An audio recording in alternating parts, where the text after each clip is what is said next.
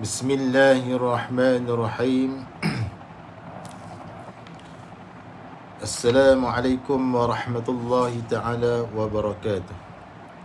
Alhamdulillahi rabbil alamin. Wassalatu wassalamu ala ashrafil anbiya wal mursalin wa ala alihi wa sahbihi ajma'in.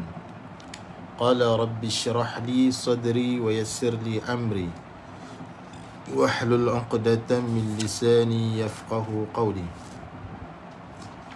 Subhanaka la 'ilma lana illa ma 'allamtana innaka antal alimul hakim.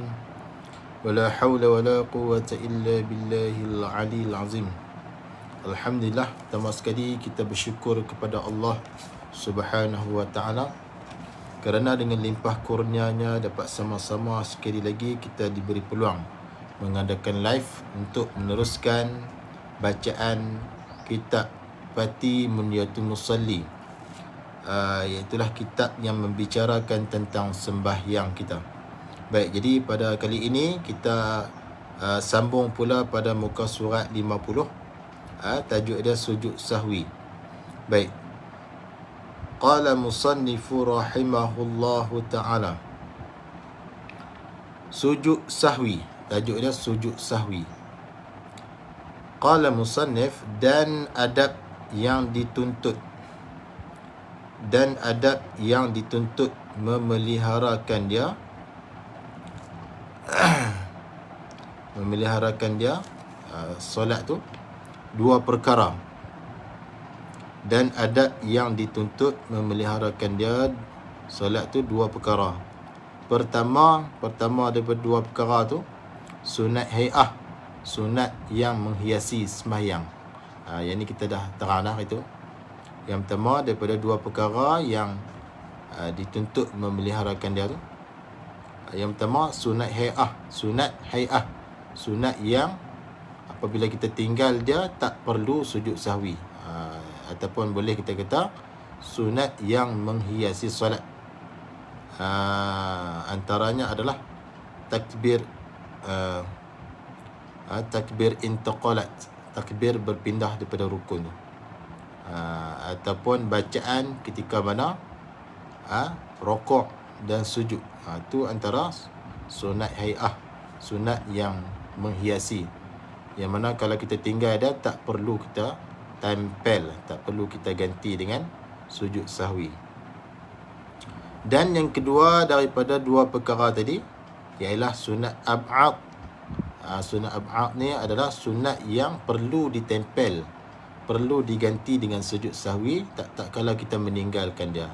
Antara sunat ab'ad adalah bacaan doa qunut ketika mana solat subuh.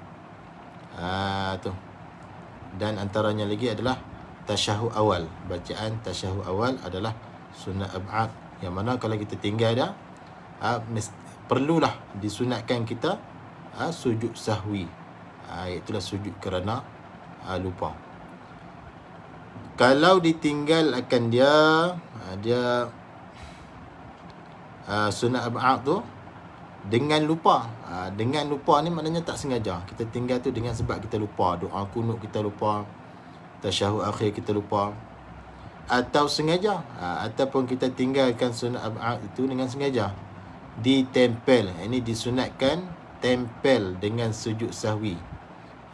Disunatkan kita tempel atau ganti dengan sujud sahwi, iaitu sujud sahwi itu perkara-perkara yang tersebut dahulu. Maknanya perkara ni tentang sujud sahwi ni kita sebut dah dulu pada bab dia hal lepas. Kena tengok balik lah. Baik, qala musannif, kesembilan mengerja perbuatan yang batal sembahyang. Mengerja perbuatan yang batal sembahyang. Mengerja tu dengan sengaja. Kita buat perkara yang membatalkan sembahyang tu dengan sengaja. Dan tidak batal, dan kita mengerjakan perkara yang tidak membatalkan sembahyang dengan lupa. Contoh dia seperti memanjangkan rukun pendek, iaitu i'tidal. I'tidal tu rukun yang pendek, tapi kita lupa, kita panjangkan rukun i'tidal tu, rukun yang pendek tu jadi panjang, maka dia tak batal. Dan duduk antara dua sujud, duduk antara dua sujud dipanggil juga rukun yang pendek. Tapi kita lupa, kita jadi panjang, kita duduk tu jadi panjang, rukun pendek tu jadi panjang. Dengan lupa maka tak batal sembahyang. Dan seperti berkata, yang ni contoh bagi perbuatan yang membatalkan sembahyang. Dan seperti berkata dengan perkataan yang sedikit, membatalkan sembahyang. Dia ada dua lah. Dua perkataan, paling kurang dua perkataan, sama ada memberi faham ataupun tidak, membatalkan sembahyang. Ataupun satu huruf, dua huruf boleh membatalkan sembahyang. Ataupun satu huruf yang memberi faham juga boleh membatalkan sembahyang. Satu huruf tu yang ada makna lah. Baik. Dan makan yang sedikit, ini juga contoh perkara yang membatalkan sembahyang. Kita makan yang sedikit, contohnya sebiji nasi yang lekat di celah-celah gigi kita. Tak kalau kita sembahyang, tengah sembahyang, kita pitelan satu biji nasi tersebut, maka boleh membatalkan sembahyang. Tu. Sama ada sengaja ataupun tidak sengaja, batal sembahyang. Atau melebih rakaat dengan lupa, ataupun kita melebihkan rakaat.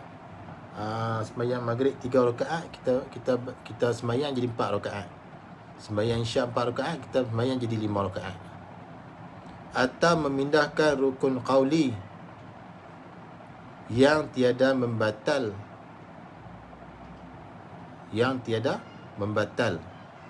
Contoh dia seperti pindah bacaan Fatihah. Bacaan Fatihah tu dalam rukuk, kita baca surah Al-Fatihah dalam rukuk, serta baca juga pada qiyamnya. Pada kita berdiri pun kita baca surah Al-Fatihah, rukuk pun kita baca juga, sebab kita lupa. Maka sekalian itu sunat sujud sahwi lah. Kalau berlaku macam tu, kita ni disunatkan sujud sahwi. Sujud sahwi ni bila? Selepas tasyahud akhir, sebelum kita bagi salam. Selepas fil alamin innaka hamidum majid, kita sujud 2 kali, sujud sahwi. Ketika sujud tu kita baca subhana man la yanam wa la yashu. Kalau berlaku macam tadi lah, iaitu surah Al-Fatihah kita baca ketika rukuk, ketika qiyam pun kita baca, ketika rukuk pun kita baca. Sekiranya berlaku macam tu, maka kita disunatkan sujud sahwi sebelum bagi salam.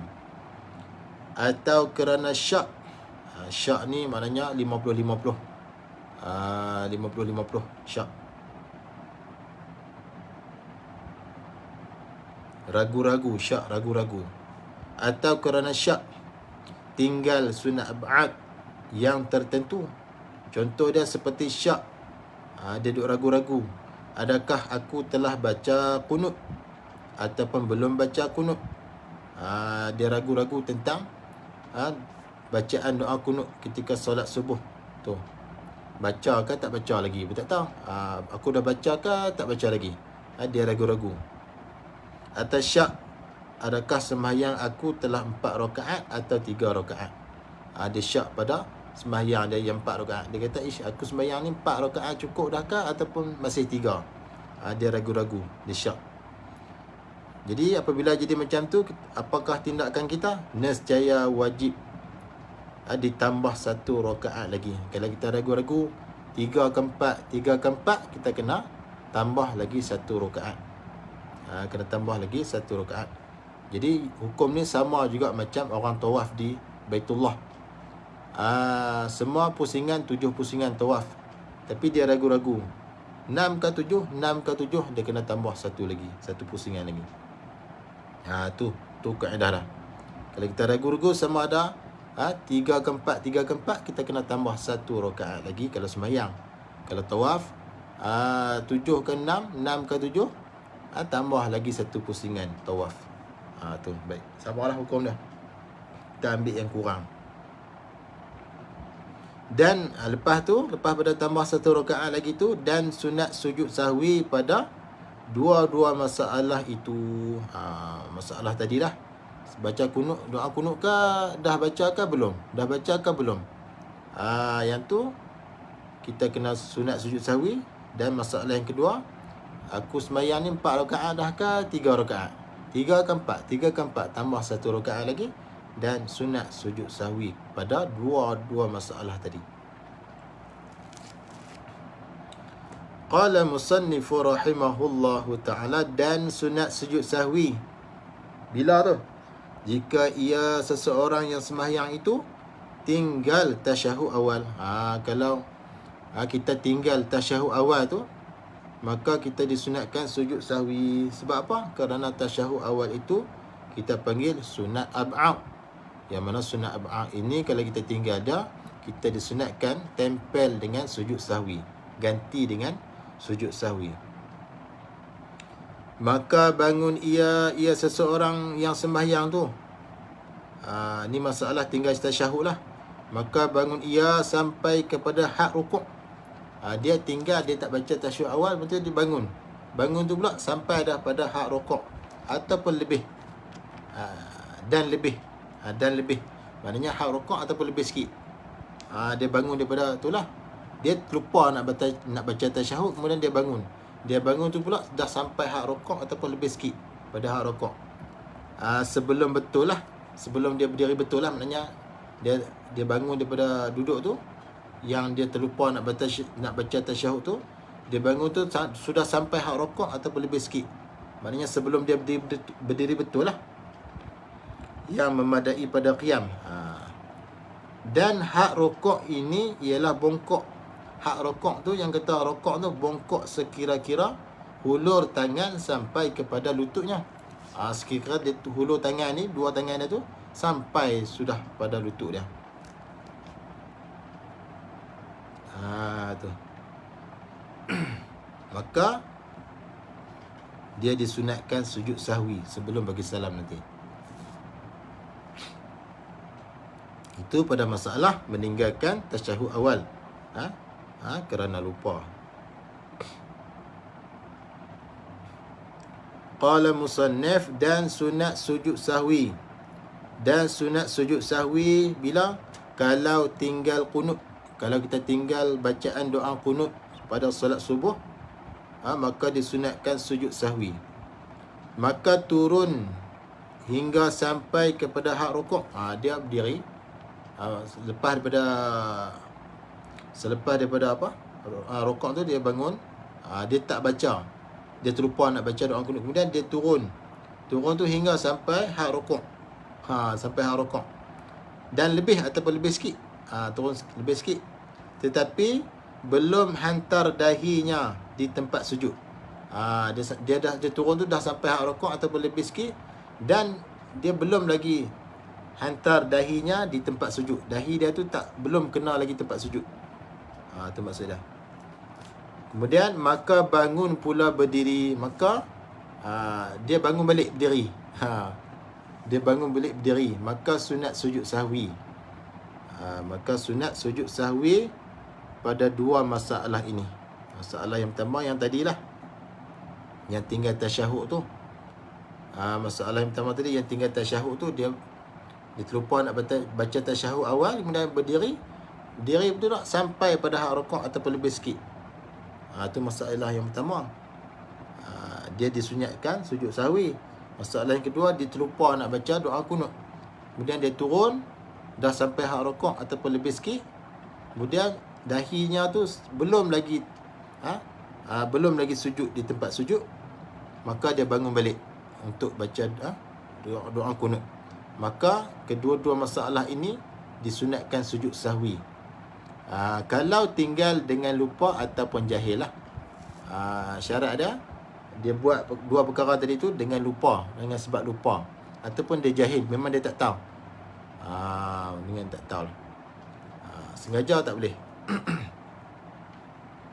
Dia lupa ataupun jahil. Maka disunatkan sujud sahwi pada kedua-dua masalah tadi, iaitu masalah pertama tinggal tasyahud awal, masalah yang kedua tinggal doa kunut pada solat subuh. Qala al-musannif rahimahullahu ta'ala, adapun kalau tinggal tu dengan sengaja, adapun kalau tinggal dengan sengaja pada dua masalah itu, masalah tinggal tasyahud tadi tu, tasyahud awal tu dia tinggal tu dengan sengaja, ataupun doa kunut tu dia tinggal dengan sengaja, kemudian kembali pula, kembali balik, maknanya tasyahud awal tadi tu dia tinggal dengan sengaja, dia bangun tanpa membaca tasyahud awal, bangun tu sampai hak rakaat dah ataupun lebih dah, kemudian dia kembali balik duduk untuk baca tasyahud awal. Itu masalah yang pertama. Masalah yang kedua, dia tinggal doa kunut lepas pada i'tidal tu, kemudian tak baca doa kunut tu dengan sengaja, kemudian dia turun untuk sujud, dah sampai dah hak rakaat ataupun lebih sikit, kemudian dia kembali balik berdiri untuk baca doa kunut. Itu masalah yang kedua. Nescaya batal sembahyang. Kalau jadi macam tu batal sembahyang sebab sengaja, sebab dia tinggal tu sengaja-sengaja. Kalau dengan lupa dan jahil, tak batal sembahyang, cuma disunatkan sujud sahwi. Itu masalah ni. Qala musannif, dan kalau tinggal tasyahud awal dan bangun ia seseorang belum sampai ataupun sampai dah pada hak rukuk, tidak lebih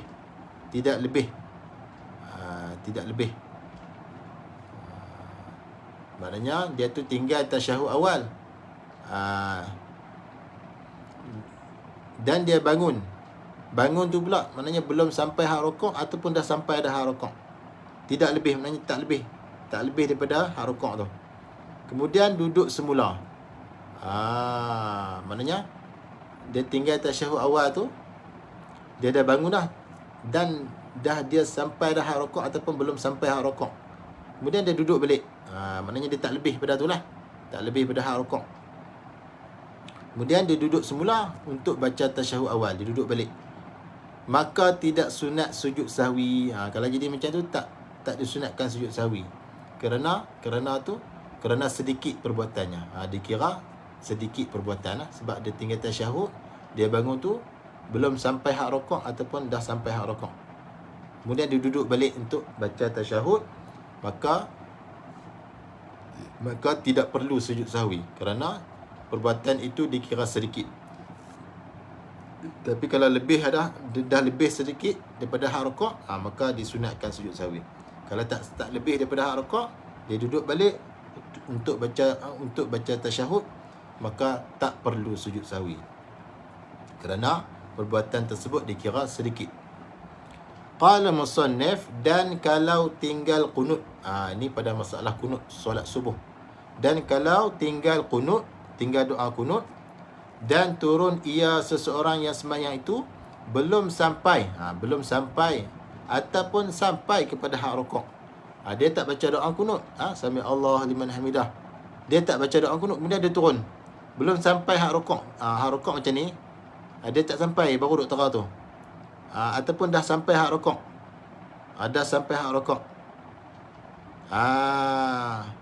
tidak lebih kepada bawah, maknanya dia tak lebih macam tu, kemudian dia bangun semula kepada kunut, maknanya dia nak turun sujud tu, sama ada macam tu ataupun dah sampai hak rukuk, kemudian dia bangun balik untuk baca doa kunut, maka juga tidak sunat sujud sahwi.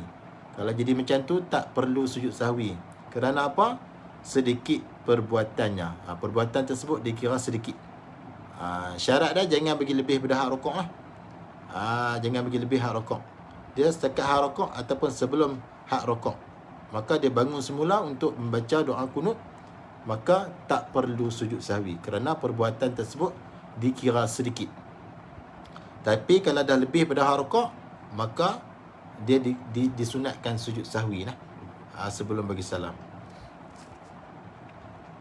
Qala musannifu rahimahullahu ta'ala, dan sujud sahwi tersebut itu, sujud sahwi tadi ni bagi imam, imam solat tu lah, imam atau orang sembahyang seorang diri. Yang kita sujud sahwi itu bagi imam, bagi solat jemaah lah imam, ataupun orang yang sembahyang seorang diri. Sujud sahwi tersebut kalau berlaku macam tadilah, masalah-masalah tadi ni. Dan kalau makmum ni orang yang di belakang imam tu lah, makmum tidak tafsil lagi. Tidak tafsil lagi. Bahkan wajib mengikut imam semata-mata. Makmum ni dia kena ikut imam semata-mata pada mana-mana tempat imam. Maknanya pada mana-mana tempat imam dia kena buat imam macam tu, dia pun kena buat macam tu. Sebab sembahyang jemaah kena ikut imam. Wajib ikut imam. Pada mana-mana tempat imam ada, melainkan kecuali yang tak perlu ikut kalau imam tu tersalah pada kerja yang batal sembahyang. Kecuali yang tak perlu ikut imam ni sekiranya imam itu melakukan perkara yang membatalkan sembahyang. Yang tu tak perlu ikut. Lain pada tu wajib kena ikut. Maka tidak boleh ikutnya. Kalau imam tu dia buat perkara yang membatalkan sembahyang, maka makmum tak boleh ikut. Tak boleh ikut. Selagi sembahyang tu tak batal, maka wajib makmum tu ikut. Kemudian iaitu contoh yang kata imam melakukan perkara yang membatalkan sembahyang yang tak boleh diikut oleh makmum. Contoh dia seperti imam tinggal tasyahud awal. Imam tu dia terlupa, dia tinggal tasyahud awal, dia tak baca tasyahud awal, dan berdiri hingga betulnya imam. Imam tak baca tasyahud awal, kemudian dia berdiri betul. Dan makmum belum berdiri. Makmum tak berdiri lagi. Makmum tu masih duduk pada tasyahud awal. Imam tu berdiri betul dah.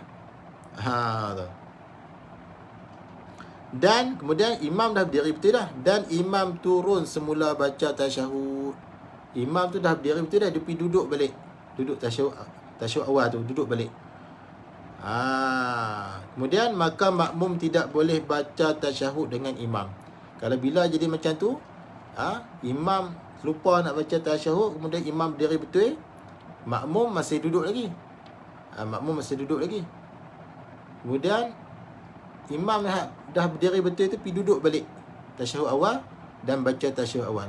Maka seperti itu maka makmum tidak boleh baca tasyahud dengan imam. Bahkan makmum kena berdiri dan menanti imam dalam dirinya. Makmum kena berdiri. Kalau imam tu dia lupa tasyahud awal sedangkan dia dah berdiri betul, manakala makmum duduk pada tasyahud awal, kemudian imam tu turun duduk balik untuk baca tasyahud, maka makmum tak boleh baca tasyahud dengan imam. Makmum kena berdiri, tunggu imam masa berdiri tu. Tu. Sebab apa? Sebab imam dah berdiri betul dah. Dia duduk balik tak boleh, sebab dia dah masuk pada rukun yang lain. Berdiri tu rukun yang lain. Tu. Tak boleh. Itu membatalkan sembahyang tu. Kemudian atau imam tinggal kunut. Ni masalah yang kedua. Tadi masalah tasyahud awal. Imam tu tak baca tasyahud awal, dia berdiri betul dah, betul dia duduk balik untuk baca tasyahud awal, maka makmum tak boleh membaca tasyahud bersama dengan imam. Dia kena berdiri dan tunggu imam pada qiyam dah.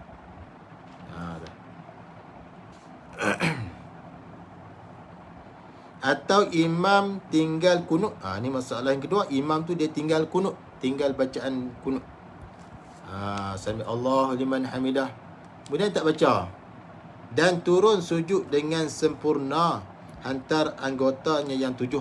Dahi dia dah kena tempat sujud, 2 tapak tangan dia pun dah kena tempat sujud, 2 lutut dia, 2 perut ibu jari kaki dia dah, semua dah 7 anggota sujud tu dah sempurna dah kena tempat sujud. Dan makmum pun tinggal kunutnya. Makmum pun tinggal kunut dia dan turun sujud dengan sempurna juga. Ada tengok imam turun tak baca kunut, turun sujud dengan sempurna, maka makmum pun turun juga tanpa membaca doa kunut. Turun tu sujud dengan sempurna juga. Kerana apa? Kerana mengikut imamnya. Kemudian dan imam tu bangun semula. Masa sujud sempurna tu imam tu bangun balik untuk baca kunut. Imam tu dia pergi bangun balik pula dah untuk baca kunut. Maka makmum tidak boleh bangun. Makmum tak boleh bangun mengikut imam untuk berdiri balik baca kunut, tak boleh. Maka makmum tidak boleh bangun mengikut imam pada baca kunut tu. Bahkan makmum tu wajib menanti imam dalam sujudnya. Makmum tu dia kena tunggu imam dalam sujud tu. Dia tak boleh ikut imam berdiri balik untuk baca doa kunut. Tu cara dah. Atau imam tinggal kunut. Ni masalah kunut juga yang kedua. Atau imam tinggal kunut dan turun sujud dengan sempurna, menghantar anggotanya yang 7. Anggota sujud yang 7 lah. Maknanya sujud tu dah sempurna. Dengan dahinya kena tempat sujud, 2 tapak tangannya, 2 lutut, 2 perut ibu jari kaki. Dan makmum belum lagi turun sujud. Yang ni imam dah turun sujud dah, sempurna dah. Kemudian makmum ni masih berdiri, tak turun sujud lagi. Dan imam bangun semula baca kunut. Imam bangun balik. Imam tu dah sujud sempurna dah, lepas tu dia bangun balik untuk baca doa kunut. Maka makmum tidak boleh bangun mengikut imam. Maknanya pada baca kunut, maknanya makmum tadi tu yang tak turun sujud tu, dia tak boleh baca kunut bersama dengan imam. Bahkan wajib makmum turun sujud dan menanti akan imam dalam sujudnya. Masalah tu makmum dia tak boleh baca doa kunut bersama dengan imam, sebab imam tu dah turun sujud dah, tu dia naik balik. Tak boleh. Jadi macam mana nak buat? Makmum tu kena sujud dan tunggu imam pada sujudnya. Tu masalah ni pening sikit. Tu.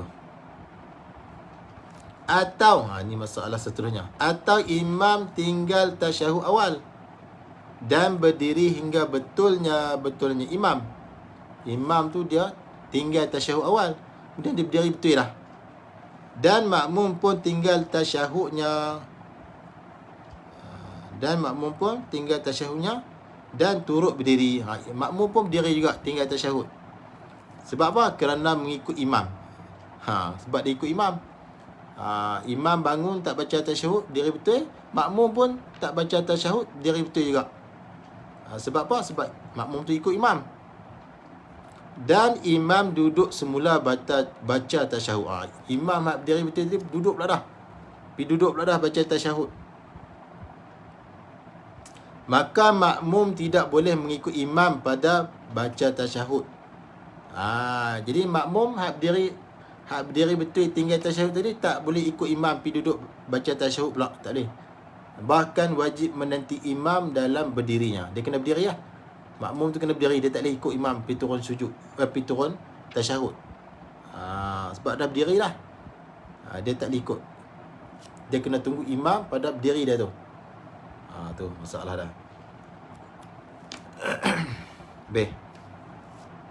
Mudah-mudahan kita nampak masalah tu. Ni kalau tak berlaku tak apa. Kalau dia berlaku, dia jadi dia kena ada ilmu lah. Kalau tak ada ilmu, masalah. Qala musannif rahimahullahu ta'ala, bermula sujud sahwi ini, sujud sahwi itulah 2 sujud. 2 kali sujud. Sujud sahwi ni 2 kali sujud. Sebelum salam. Sebelum bagi salam. Sebelum bagi salam untuk keluar sembahyang tu lah.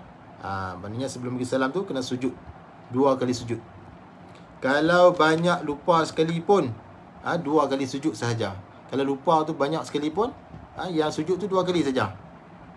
Dan wajib, qala musannaf, dan wajib niat. Dan wajib niat atau sengaja dengan sujud ni. Nak sujud sahwi tu kena niat lah. Wajib niat atau sengaja dengan sujud ni. Dan apabila kembali sujud padahal telah memberi salam. Dan apabila kembali sujud padahal telah memberi salam ia seseorang yang sembahyang. Dia bagi salam dah. Dia terlupa pula dah nak sujud sahwi. Lepas tu dia kembali balik sujud. Dia masuk balik dalam sembahyang, dia sujud. Maka jadilah dirinya masuk semula kepada sembahyang. Yang tu dibolehkanlah. Maknanya tadi dia ada meninggalkan sunat-sunat ab'ad ataupun berlaku masalah-masalah yang telah saya sebutkan tadi. Kemudian sujud sahwi pun dia terlupa juga. Dia pergi bagi salam dulu, Assalamualaikum warahmatullahi. Kemudian dia teringat, kata dia terlupa nak sujud sahwi disebabkan tinggal sunat ab'ad ataupun berlaku perkara-perkara yang telah saya sebutkan tadi. Kemudian terus dia masuk balik dalam sembahyang, dia sujud pula sujud sahwi. Dibenarkan, dibolehkan. Dia tu dikira masuk semula kepada sembahyang. Kemudian wajib memberi salam pula. Maknanya lepas pada dia sujud sahwi tu, dia bagi salam sekali pula. Maknanya salam kali yang kedua lah. Tetapi syarat dia jangan mengambil tempoh yang lama lah. Sekejap tu boleh lah. Maknanya selepas dia bagi salam tu, dia teringat kata dia terlupa nak sujud sahwi tadi. Dia masuk balik dalam sembahyang, dia sujud pula 2 kali sujud sahwi, kemudian dia bagi salam pula sekali lagi. Tu. Yang tu sah, boleh. Tapi kalau selang masa yang lama, memang tak boleh lah. Memang tak boleh. Qala musannif, dan sujud sahwi ini seperti sujud sembahyang lah. Seperti itu pada pihak mana? Pada pihak syaratnya, syarat sujud, dan rukunnya, rukun dan sunatnya. Tetapi walaupun kata sama seperti sujud sembahyang pada pihak syarat, rukun dan sunat, tetapi diganti bacaan dalam sujud dengan Subhana man la yanamu wa la yashu. Kalau sujud sembahyang biasa, Subhana rabbiyal a'la wa bihamdih. Tapi sujud sahwi kita ganti dengan kita baca Subhana man la yanamu wa la yashu. Ganti dengan tu. Dan kalau sudah beri salam, dengan sengaja, beri salam tu dengan sengaja, tidak lagi boleh sujud sahwi. Kalau dia bagi salam tu dengan sengaja, sujud sahwi tu tak boleh dah. Yang masalah tadi dia bagi salam tu dia terlupa, kata dia tak sujud sahwi lagi. Yang tu boleh masuk balik dalam sembahyang, sujud pula sahwi 2 kali. Sebab dia bagi salam tu dia terlupa. Yang ni dia bagi salam tu dengan sengaja, maka tak boleh lagi sujud sahwi. Dan kalau beri salam dengan lupa serta tidak lama, kalau beri salam tu dengan sebab lupa serta tidak lama masa dia, maka sunat lagi sujud sahwi. Masuk dalam sembahyang, sunat sujud sahwi pula, sebab dia bagi salam tu lupa. Dan syarat yang kedua, tak lama lah masa dia tu, maka sunat lagi sujud sahwi. Tapi kalau bagi salam tu dengan sengaja, maka tak dibolehkan lagi sujud sahwi. Dan kalau sudah lama, dia bagi salam tu dengan lupa, kemudian tempoh masa dia tu lama, maka tidak harus lagi sujud sahwi ini. Tak boleh lah sujud sahwi. Syarat dia bagi salam tu dengan sebab lupa, dan dia tidak lama tempoh masa dia tu, maka dibolehkan lagi sujud sahwi. Baik, jadi sekadar itu dulu untuk kali ini. InsyaAllah kita akan bertemu lagi pada masa akan datang, insyaAllah. Mudah-mudahan dapat memberi manfaat untuk semua. Aku liqauli hadha wa astaghfirullahal azim li wa lakum. Wassalamualaikum warahmatullahi wabarakatuh.